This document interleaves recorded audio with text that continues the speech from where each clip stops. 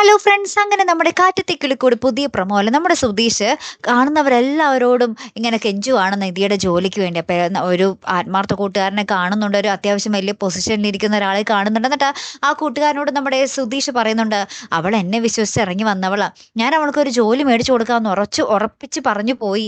നീ ജോലി കൊടുത്തില്ലെങ്കിൽ കൂടിയും ഒരു ഇന്റർവ്യൂ എങ്കിലും നടത്തി വിടറ, അവൾക്ക് വേണ്ടി ഞാൻ എന്തെങ്കിലും ചെയ്യുന്നു എന്നുള്ളൊരു തോന്നലെങ്കിലും അവൾക്ക് ഉണ്ടാവട്ടെ എന്നൊക്കെ നമ്മുടെ സുധീഷ് ആ കൂട്ടുകാരനോട് പറയുവാണ്.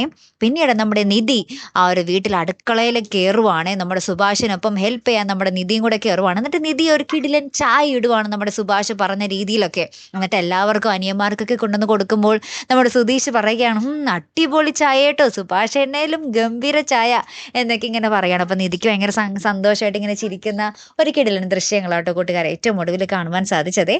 കാത്തിരുന്ന് തന്നെ കാണാട്ടോ. അടുത്തൊരു വീഡിയോ വരുന്നത് വരയ്ക്കും ഗുഡ് ബൈ.